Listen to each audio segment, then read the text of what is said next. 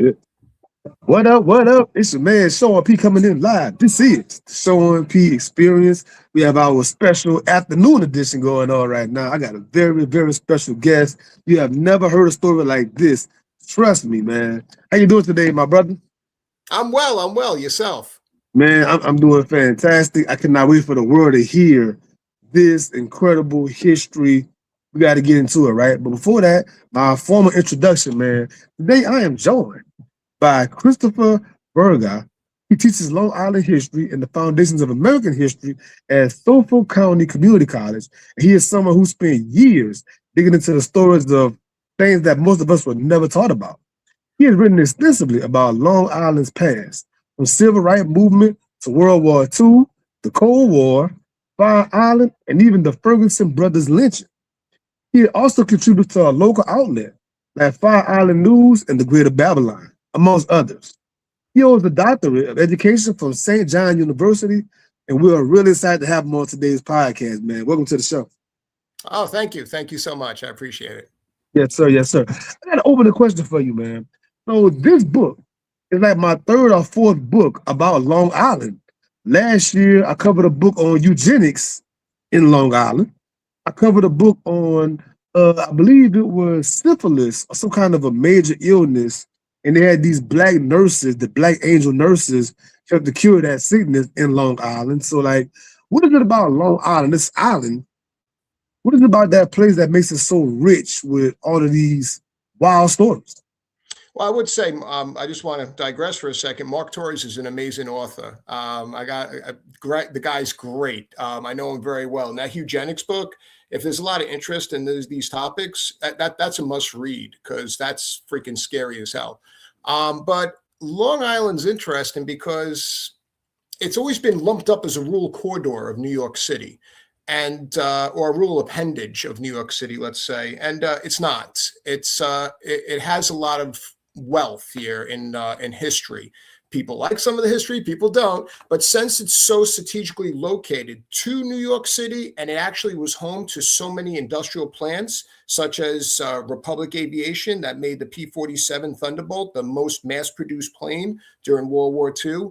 The F-14 during the Cold War, and also even like the the Hellcat from Grumman's as well. It always had these. It always had these things. Hey, even the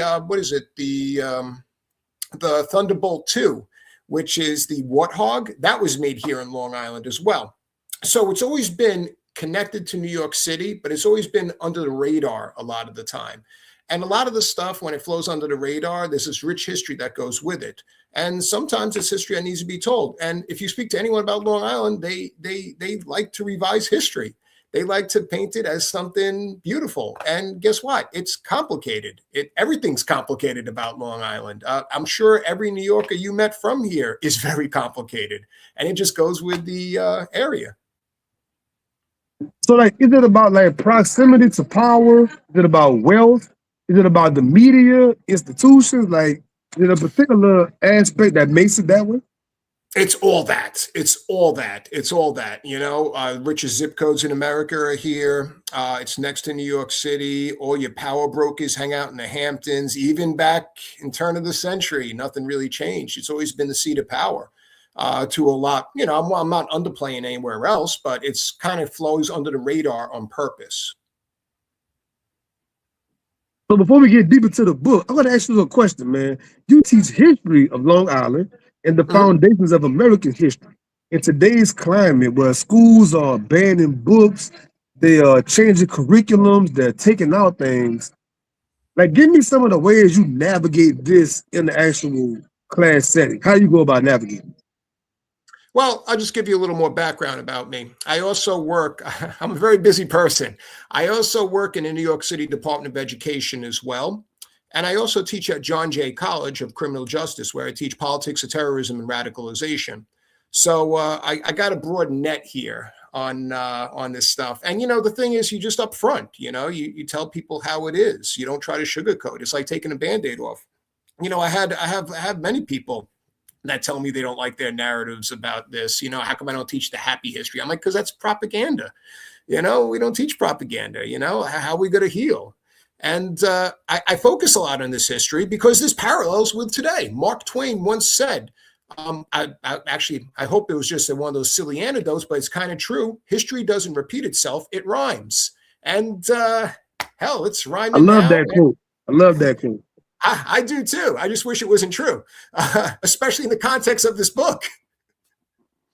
So, but if we don't learn from this stuff, how are you going to make an informed generation? How are you going to heal the wounds from yesterday?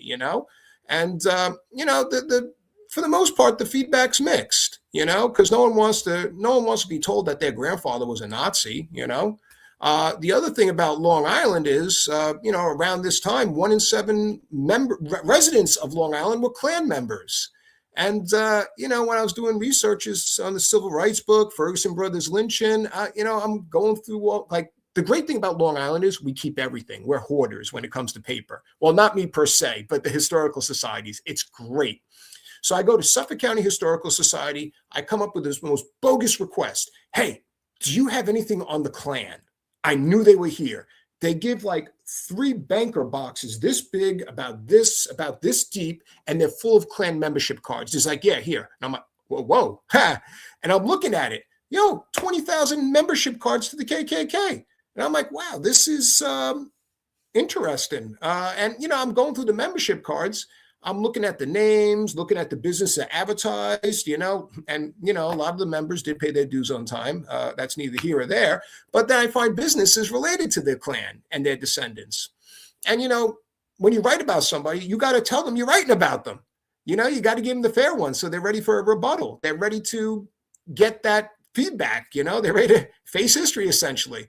So, I'm going up to I'm calling up people. It's like, hey, I'm going to write about your grandfather who did this and that. And, generally speaking, it's not nice, but you can't blindside people either, So, that generally doesn't make you friends if that's where we're going with.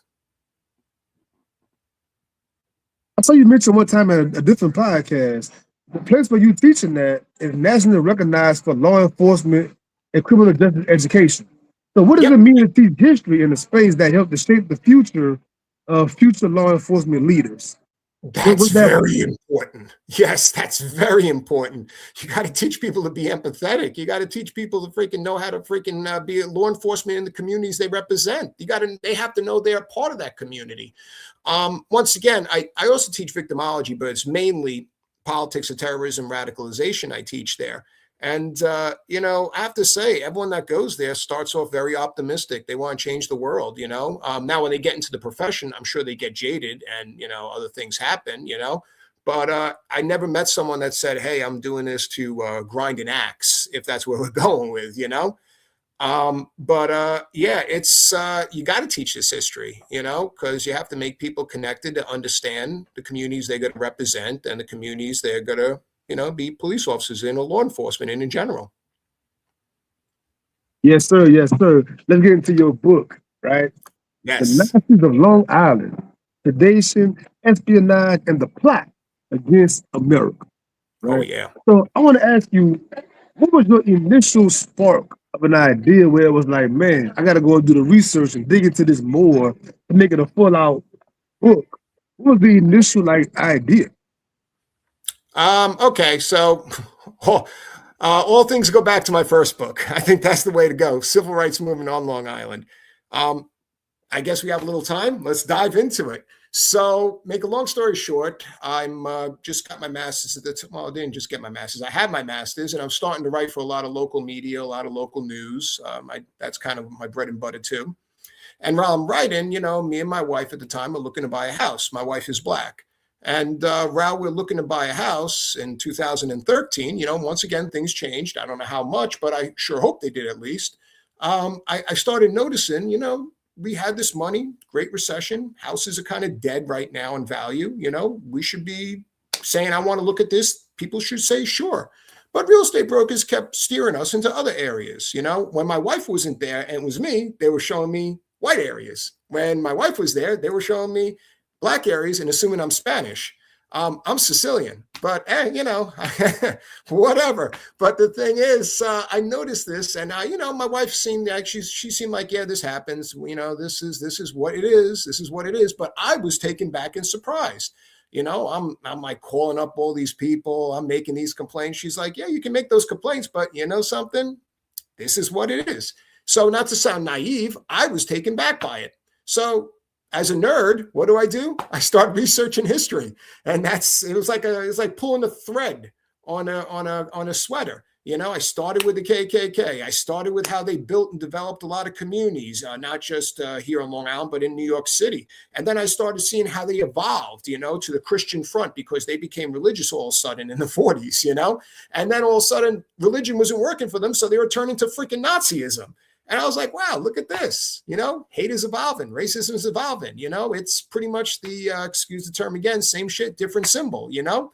And that's pretty much how I got into this. It's just literally a through line that traverses through all this.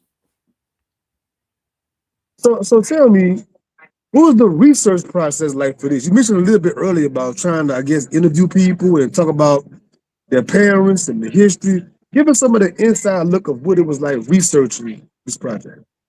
So this project was a hell of a lot easier than my Ferguson Brothers lynching project.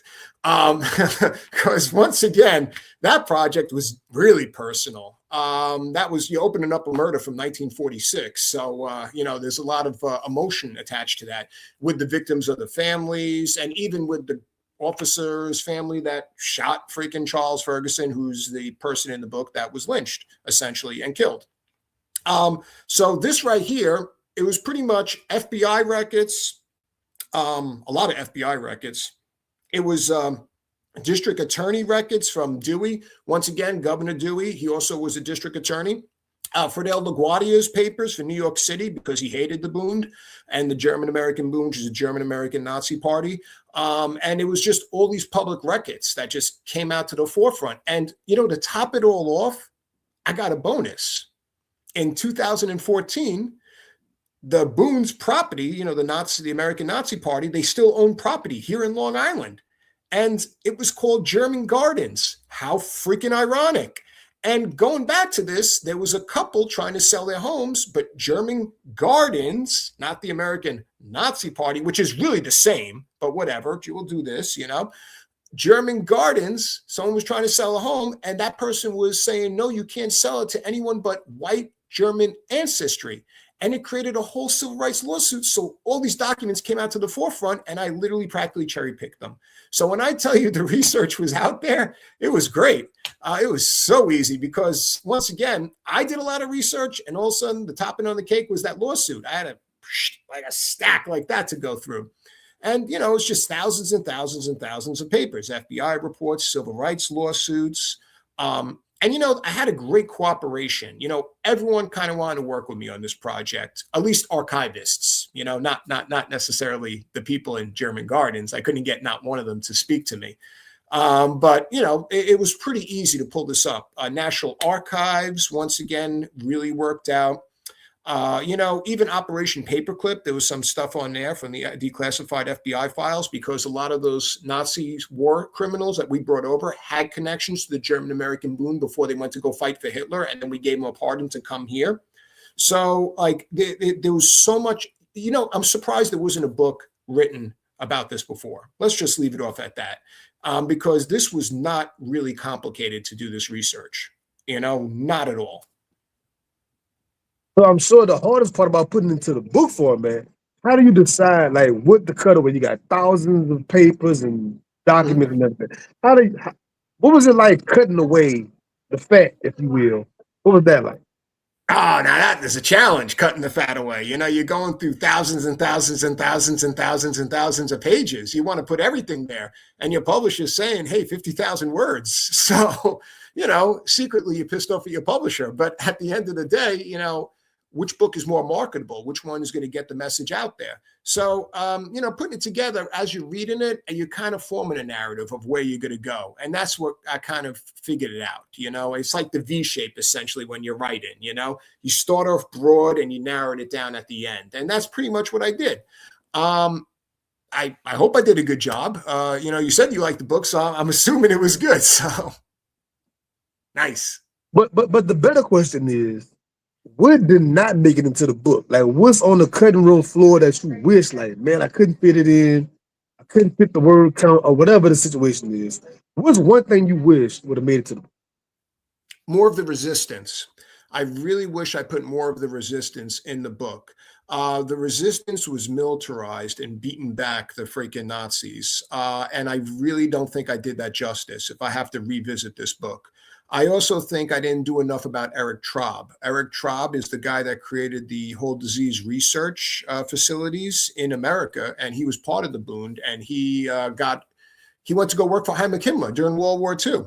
I also didn't give a clear, concise connection to Robert Ley, Hitler's like labor secretary or labor whatever, and how he was ciphering all this like skilled labor force through the Bund back to Germany to build weapons that were going to kill Americans and other Allied soldiers, and hell, even build the concentration camps. I really wish I reinforced that more, because I found all that stuff out, much more freaking documents on that after I published the book. And, that's how it goes a lot of the time. I also got a sequel to the book I'm working on right now. What happened to the Bund? Did they just go away magically? 1950s, boom, racism is gone. No, not at all. The ideas of fascism was still there. And it actually was formed into the National Renaissance Party, which was, coincidentally enough, in Yorkville, where the Bund headquarters was. And that was another thing I wish I put in the book. And that right there, I'm kind of, shaping around to come up with another book currently. But that was my follow-up question, because like I ask these authors all the time about the cutting room floor, and it's so much stuff most times. It's like, what you gonna do with that? You gonna just delete it? You gonna just trash it? Like, you gotta do something with it, like an ebook or something, No. I'm looking at publishers right now to shop it to. So, keep your fingers crossed. Hopefully I get some nice deals. This is a history book, but tell us about like what was it like trying to shop this book to publishers and everything? Like, this is a very difficult topic. It's a hard topic. Like, what was it like shopping this book around? Well, I will say this for all your listeners that want to do books. If you want to do anything local, go to Arcadia and History Press. They will give you a very fair deal. And they're great to sharpen your teeth on, if you follow what I'm saying. They give you the great experience. They're very easy to work with. They're just a niche market, and that's the problem, if that makes any sense. I worked with Arcadia before. I had a great relationship. Mark Torres has a great relationship with Arcadia. Once again, History Press Arcadia.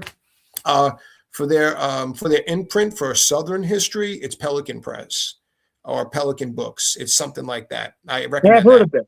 I have heard of that. I have heard of that. Yeah, I strongly recommend, if any of your listeners are interested, go to Arcadia. First, well, actually, before you go to Arcadia, pick up their books, see their formats, take them out the library, go to Barnes & Noble or whatever bookstores around, just see the formats, see if it fits that, and go right there. Because I would say they're very easy to work with, and they'll give you a clear, concise yes or no. And the best of all, if it's a no, they'll give you feedback on why. And that's when you can build up to actually shop it somewhere else. Because History Press has rejected me in the past multiple times on a lot of books that focused on New York City history. And they were very blunt and honest. The field's saturated. We don't know where the market is for this. Come back later. They're very fair. The marketing kind of sucks a little bit. I'll be honest with you, if I have to criticize one thing. But if you come up with an idea, they'll run with it. I will say that. And most publishers will not do that. And they give you your copyrights. That's the other thing. You have full copyrights of all your books. Another thing most publishers do not do. Yes, sir. Yes, sir. You spoke on making a narrative. Let's talk about that. The way in which this book starts from the very beginning, it reads like a freaking James Bond movie. It reads like a money heist movie. Like, there's a negative concept about nonfiction books. It's gonna be dry and just history and stats and facts. Tell us about like what's it like writing to make it interesting, to make it palatable. And it's a page turn. I couldn't put it down. I was just flying through the chapters, man. So tell us about beautiful writing. Okay, so you have to have a hook. You have to start with a hook all the time, because if you don't start with the beginning of someone like the book, we start with Nazi saboteurs coming to the beach from a submarine. And we talk about pretty much how they came here with $175,000 to go blow up Penn Station in the New York City power grid. So you have to start with something. You can't just write, and then the neo-Nazi leader, Fritz Kuhn, woke up one morning and said, it'll be great. No, you have to get people in. And, I got to look at my copy real quick because I forgot, for for 175 pages, whatnot, for those 175 pages, you have to have it flow. And you have to keep referring back to the initial problem and the initial beginning. So it's all about the hook, and it all circles back. And you don't want to lose the reader. I'll give myself another criticism right here because, once again, we want to encourage people to write better, of course. And, I'm not the one that's the best, obviously. I'm great at what I do. I love what I do. But, we're always learning, right? We're a learning community. So, when I write a book like this, I cheer for someone to come out and do a better one, But when we write this stuff right here, my biggest drawback is there's too many damn characters in the book. That's my thing, because it was so much. When you go back to how we narrow it down, that's the problem. In my mind, all these people are real, interconnected, but I think I lost a couple of people a little bit in that. I think I have way too many characters. I should have narrowed it down even more, if that makes any sense. I love your self-assessment ability, but I do think there's a lot of foreign names. It's kind of hard to pronounce names. It's all German, things like Yeah. that. But I think you didn't have enough context to keep up with it, and enough bolts to be able to flow along with it. In my reader experience, I still enjoyed it, even though it was a lot No, of characters. thank you. I appreciate it. So tell us about, like, why isn't this history more widely known? Like, Sure. until this book, I'm a history guy. I love history. I'm a history buff, I would say. Never heard anything close to this on this land. Whenever you see the word Nazi, you think about thousands of miles away, not even close. You're not thinking about the backyard. Why is that? Well, people don't, they want a narrative. People look at, like this is quote unquote, a lot of people see this as unpatriotic history teaching. It doesn't fill the narrative that America is always the good guy. Like there's an element of gray. America is in the gray a lot of the time, and look, I'm not anti-American here. Obviously my family came from Sicily here for a reason. Things are not working there. I'll be honest. But the thing is, there's always an element of gray, and people do not like talking about that. And that's the problem. When we don't talk about that, we don't learn from that. And then you got crazy groups such as Moms for Liberty. They're the ones going around doing all this book banning. Hell, they were trying to ban Anne Frank. Like, how the hell you get offended with the book Anne Frank? My 10-year-old daughter likes that book. I don't understand. But people don't like it. It strikes a chord. They want to teach that happy history essentially, and that's why they're always going into these board meetings, shouting down, saying you can't teach this, can't teach that. It got to the point that people are scared to teach civics in school, and that's a freaking problem. Because they're scared to offend one group over the other. And I'm not going to sit here and endorse political parties, but I will denounce crazy groups such as Moms for Liberty that make that pretty much impossible to teach this history. And we have to teach it. You have to have historical empathy. You shouldn't freaking have to pay for this in a college course to learn about this history. This is your tax dollars. You should learn this in public education. So how does distance, geography, or psychology protect people from accountability, man? Like, it's protecting certain people from the accountability they should have to take. They should rightfully take. Well, accountability is a loaded term in a way when you come up to this stuff. I hate to tell you because no one really did take accountability. Let's look at one person in particular in the book, Hamilton Fish. He was a congressman from Westchester, Upper Westchester area. And the guy was in bed with Nazis. Literally, he was in bed with them. He was getting freaking checks from the Hitler government. Lawrence Dennis, he was writing letters and writing articles for Reader's Digest, one of the biggest periodicals at the time, and he was getting funded through the Hitler government, essentially. And no one got accountability. Hell, in the 1950s, Lawrence Dennis went to go write more Nazi pro articles, and he called them anti-communist, not Nazi anymore.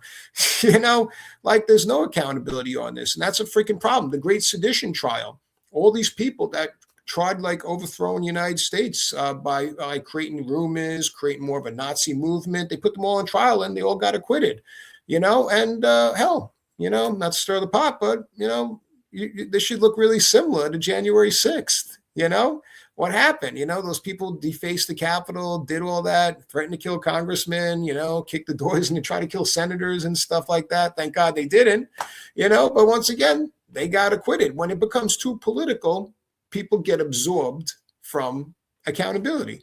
And that's what essentially happened. And then it becomes a political football when it shouldn't be a political football. Being anti-Nazi is not a political football. It should be an American concept. Destroying the Capitol should be a very bad thing. It should not be a political football. Killing your congressman or wanting to kill your congressman and making threats to kill your congressman on January 6th should not be political, even if you disagree with them.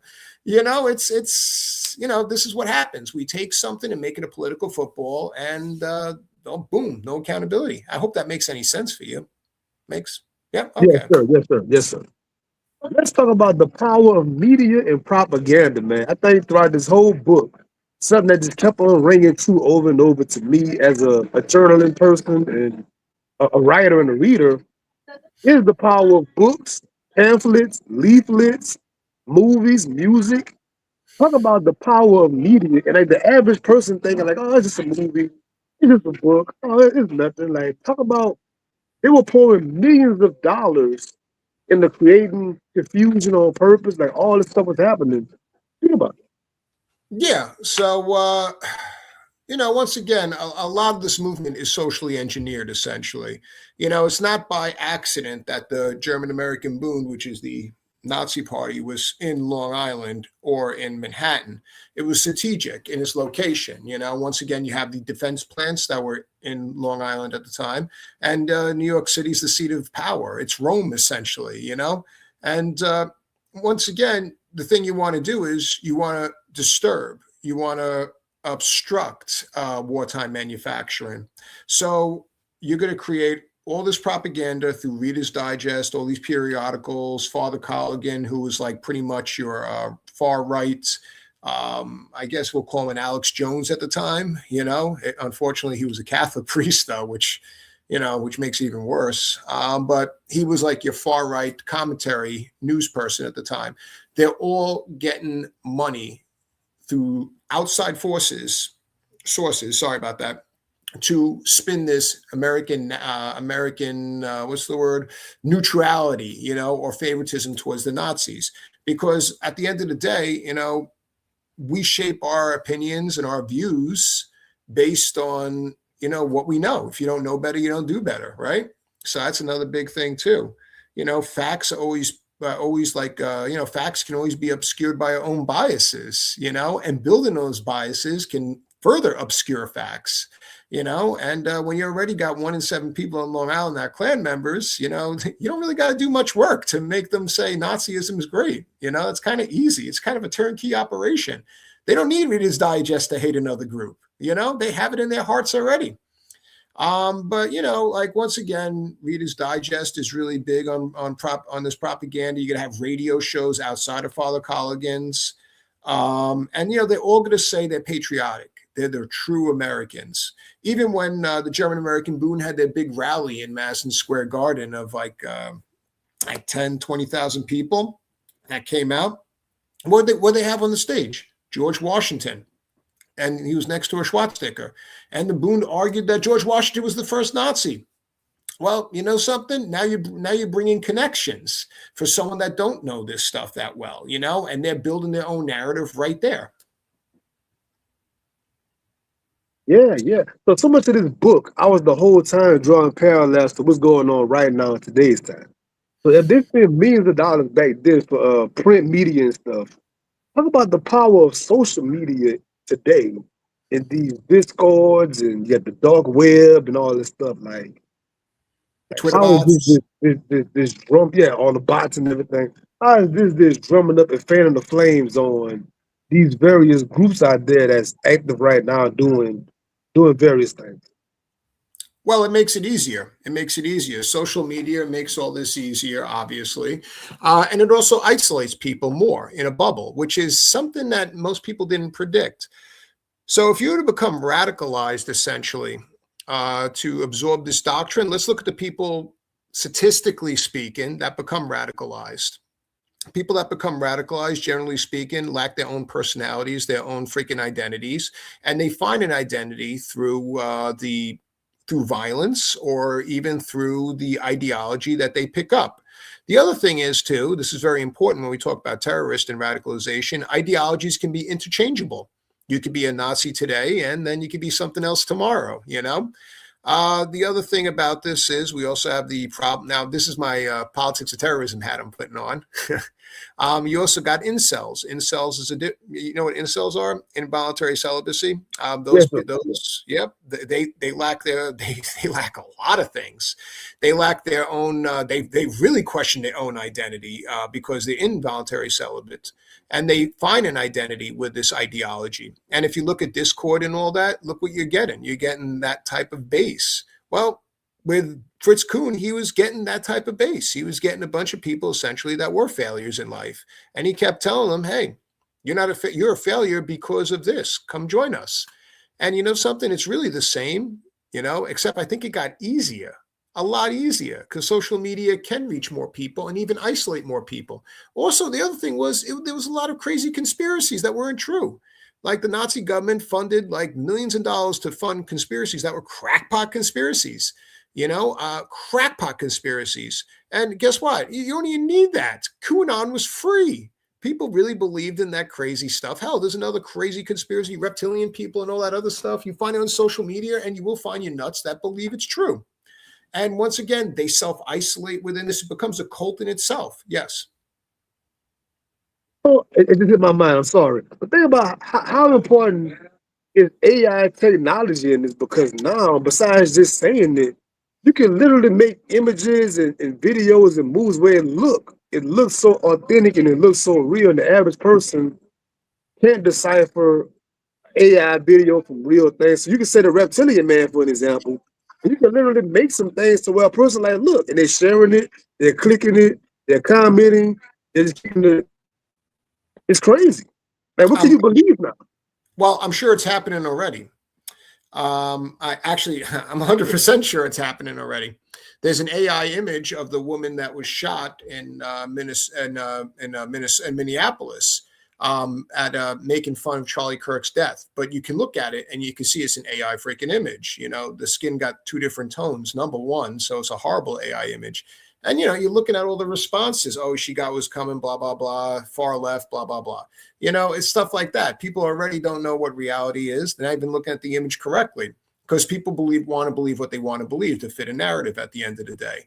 And AI is scary. The imagination is a limit on that for propaganda and radicalization. I don't know I don't know where we're going to go with that. I really hope there's some regulation. That's going to be the wild, wild west right there.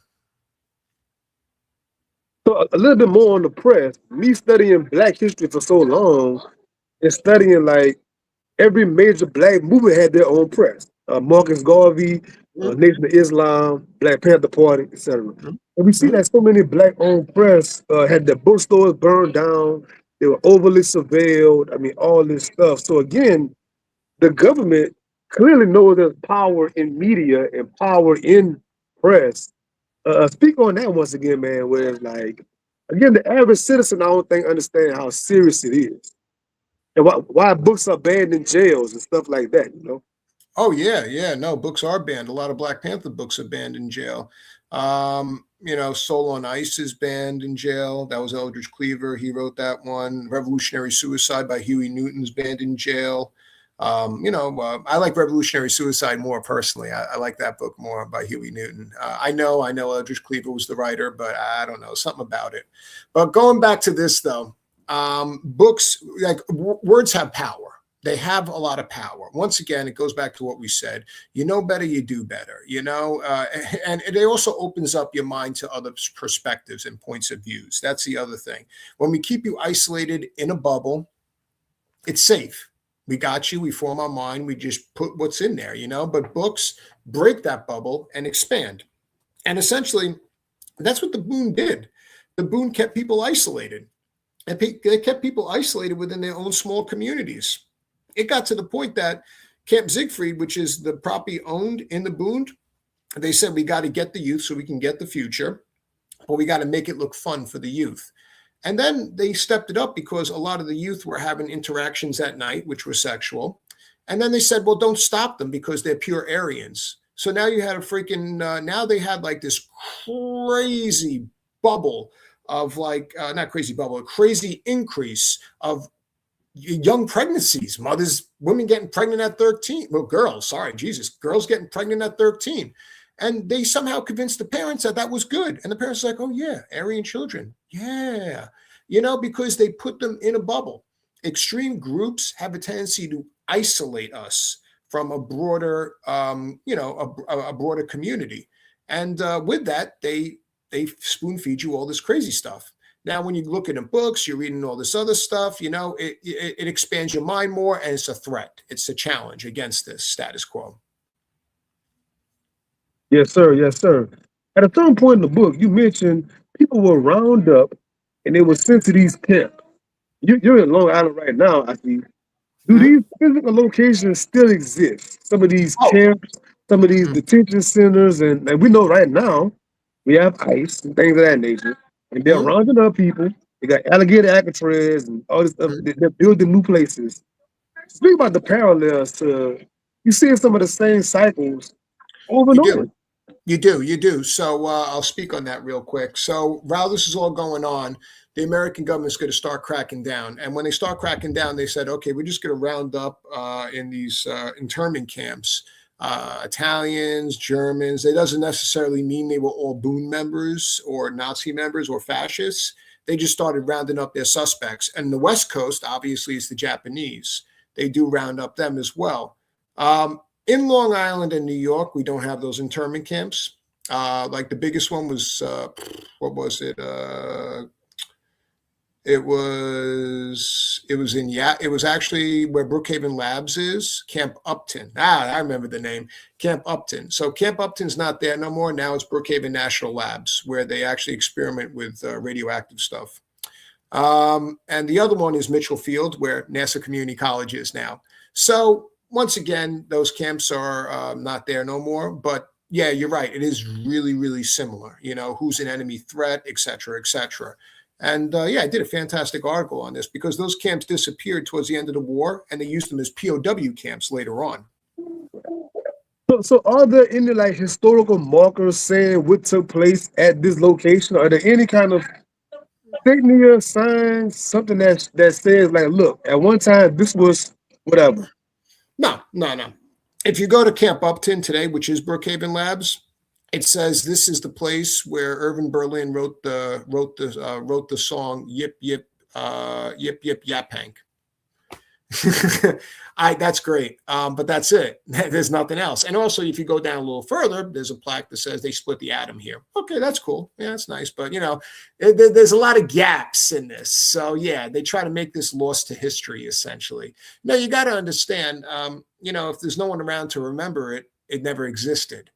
And that's what people bank on with a lot of this history. If no one's there to remember it, it never existed. Memory is essentially the killer of life and, the killer of history. Like if you don't remember it, it never existed. That goes with the people, names, and events. Okay. I try to be an educational podcast as much as I can. So the word fascism is being used a lot. Social media these days, the media period, they're throwing around fascism. I don't think the average everyday person walking around knows when they're hearing that phrase of what that actually means. So could you explain to anybody out there just to understand what does fascism mean when they're seeing that on social media? Well, when we talk about fascism in general, I like to argue that it's a process. It really is a process, and it's the end result of a long process. Because let's look how the Nazis did take power. They used all democratic avenues to take power. They used all the democratic. They used the system of voting. They used court cases. They used all the systems, all the democratic systems to get power and then destroy the democratic system itself. And that's essentially the starts of fascism. When you start taking the democratic institution, using it to consolidate for a loud minority, which is the political minority at the time, which was fascism, because only 37% of people in Germany actually supported the Nazis. That is a minority. That's not, it wasn't like the vast majority. But all the other groups and parties were so freaking fragmented, they couldn't unify to get rid of the Nazis. So they used democratic institutions to break up the democratic system. And then they consolidated into a one party system. And they use fear, military, and that's fascism essentially. It's more like a process, a slowly eroding. You make people freaking, you shake people's confidence in the system and say you have all the plans. You create the problem and then say, I will fix the problem after you make the problem. And that's pretty much what fascism is. It's a recipe. It's not just a form of government. If that makes any sense, please cut me off if I'm rambling on. Yeah, thank you. Thank you for that explanation. Thank you very much. Thank you very much. So I want to ask you this. Talk about this part of the book. The amount of people that came over and like learned American. First of all, they had their Nazi youth like camps and schools, and they Mhm. learned American culture and things and language. And then they were going like to our universities. They're going to be trained up. They're going to our military, going to boot camp, being enlisted. Like talk about them like seeping into the system, like getting inside the mainframe, like that. Well, of course, they weave themselves. So the German American Bund, the Nazi Party, yeah, a lot of them were immigrants. Not all of them. That's really important. A lot were citizens, and they were from other groups like the Christian Front, which was Father Culligan's group, and also the KKK. They had this like coalition of, excuse the language, fuckery, and from this, they were pretty much like schooling and creating, another generation for Der Tag. Der Tag is the day that they're going to overthrow the United States and make an American Reich versus, a German Reich. It's going to be an American Reich. It's really crazy. Some dystopian vision they had here. But a lot of the Germans were coming over that were pro-Nazi. Yes, they were utilizing our systems to further expand it in their own. That is a fact. The German youth. It's actually crazy because there was one group, and I'm not trying to, give them a backhanded slap here, essentially, but the NRA. The NRA, the German American Bund argued they don't trust us with guns. Yeah, well, I wouldn't trust them with guns. They want to overthrow the government. Well, they argued they have a Second Amendment right. So the NRA actually advocated for the German American Bund to get guns, so they can train with these 30-06s, Springfields, Wow. 1903s in the backwoods. Yep. And then they said, those guns are not Nazi enough. So they got Mausers, of course, K98s, they wanted to show that Nazi spirit in the backwoods. But, it was democratic and American institutions that gave them this power, such as the NRA, which is not a government institution, but still they advocated for them to have guns. And once again, these are their American friends, essentially, to get this. And, that's pretty freaking scary, and weaving yourself in the system like that, to overthrow the system is what fascism is. You're using democratic means to overthrow it. When Fritz Kuhn is the leader of the German American Bund, when he is standing in Madison Square Garden on Washington's birthday saying Washington's the first Nazi and we're not a democracy but a republic, because that's what he kept saying, a republic, because we're not a democracy, it'll never work. People were cheering that on. You're trying to underplay some of our democratic institutions by saying that. And then when you get congressmen that come out there, when they're talking about the Electoral College, it's like, well, we're not a democracy, we're a republic.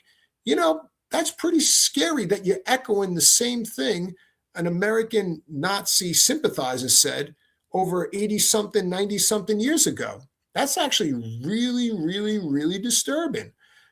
So this is where we're at, and we were pretty damn close to be overthrown. But I have to say, under Franklin Delano Roosevelt, to his credit, that guy was smooth. I'm not going to lie, he was smooth. You had the businessman coup, which was all these rich people tried overthrowing the government, and General Schmidty Butler, blew the whistle on that. You had the German American Bund and the Silver Shirts. They tried overthrowing the government. Well, that didn't work. Thank you, God. You had the Christian Front, which tried overthrowing the government, and that did not work. Thank you, God. Franklin Delano Roosevelt had I can see why he had a stroke and died in office. Let's be honest. He was elected to another term and he dropped dead. I would not want that guy's job. He was fighting not just to be an American president, but he was fighting to secure that he was not the last American president. That's really heavy. And you had all these groups doing that, and essentially they did not go away. They grew less powerful, but they did not go away. Let me ask you a curveball kind of a question, right?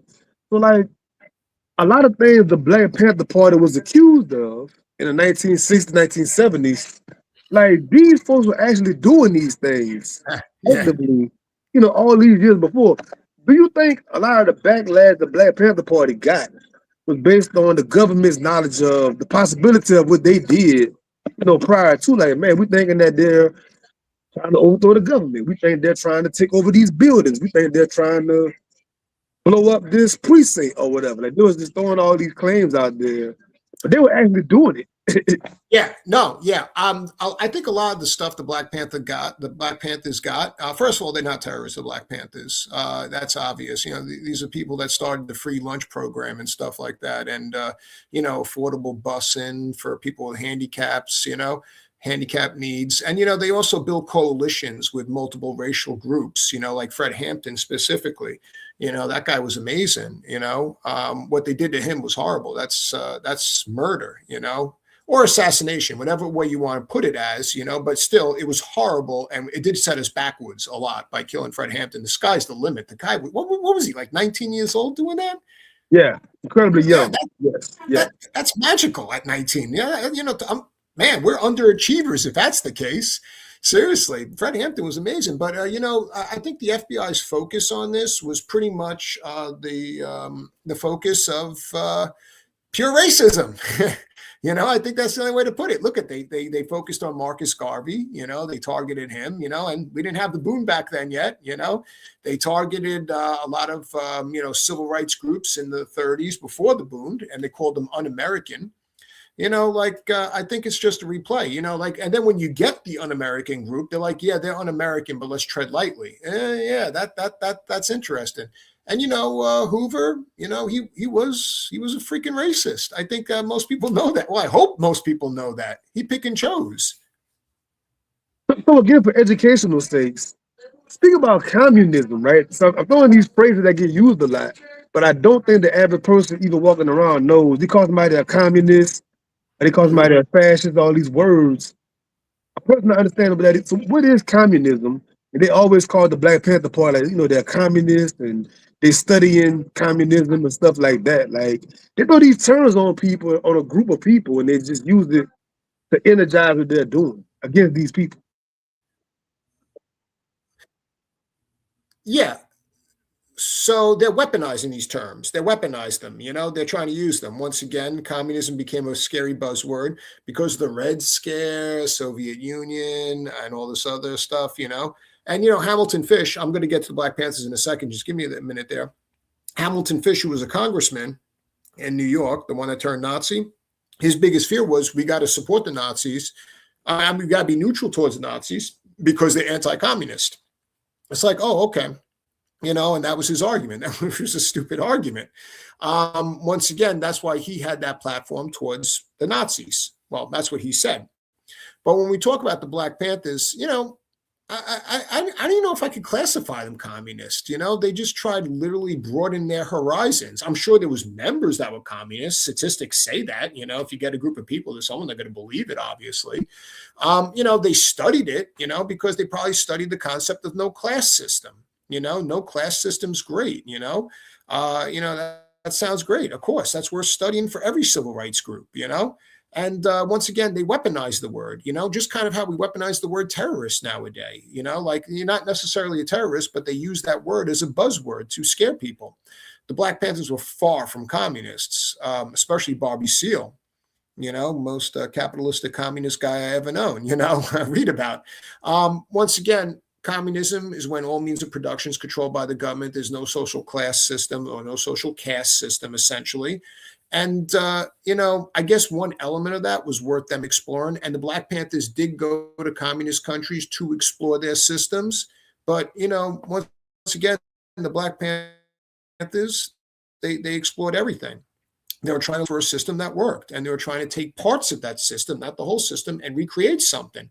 And that's not essentially communism. If something's working over there, what's wrong with trying a little piece of that over here to see? You're not getting rid of the means of production. You're just saying, hey, maybe free lunches are good. Let's try to roll it out here. Maybe a community school is a good idea, like the Black Panther Community School. Who graduated that? LeVar Burton from Reading Rainbow, Look what that freaking did. That was a success. I grew up on Reading Rainbow. I'm sure many people did. So, that's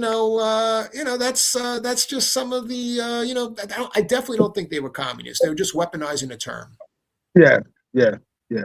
So based on what you've been studying and other publications as well, what are some of the parallels that you see with today, what's going on in society right now?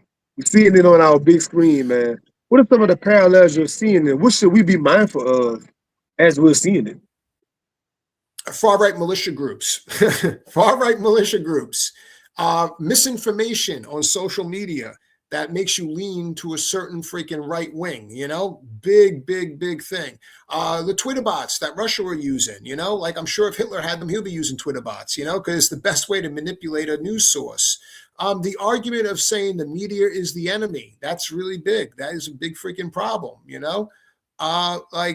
when we question facts, when something's a fact and you still question it, that's a freaking problem.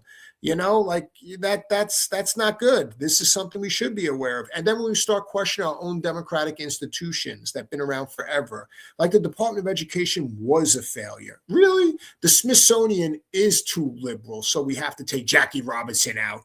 It's like, or we have to water him down. It's like stuff like this. This is stuff we have to push back on, because at the end of the day, the administration that's there, I think we all know, you can see now or hear now that I'm not particularly fond of them. The whole administration, not just that one individual, it's temporary. We got to make sure it is temporary. That's the whole thing. And making sure it's temporary is maintaining and freaking not being hoodwinked on our democratic institutions, essentially. That's pretty much what we have to do. And we're starting to see this whole process again, like question our democratic institutions, far right paramilitary groups, in the freaking, in the backdrop, this is concerning, And then you got people going to board meetings, trying to get the youth framed a certain way where your Moms for Liberty, and then when you go to look at Moms for Liberty website, what do you got? You got 2 minority people and a bunch of white people. We're not racist. It's like, really, people have to know where they have to have their bullshit sensors on. And that's where we're at right now, because something, democracy itself takes a lot of maintenance, and it takes a lot of faith. And, you start losing that faith, you get fascism. You've been out for a little while. You've been doing the podcast thing. You're doing the book tours. You're doing the speaking. What is some of the feedback you're getting thus far whenever you're out and about doing this work, man? What are you hearing about it? It's been good. It's been very, very good feedback for the most part. I hadn't really heard anything bad. The Ferguson Brothers lynching book, I apparently took a wasp nest and hit it with a baseball bat with that one. I still loved it. I will definitely write it just the same way. But this one right here, the feedback's great, especially the anniversary of the close of World War II last year. Whew, it was amazing. The feedback was great. And funny thing is, actually, in about 3 hours, I got a book signing. So that's the funny thing, too. In 3 hours, it's a while from now, but I'm just saying. So I'm getting booked for these things. So I imagine it's great.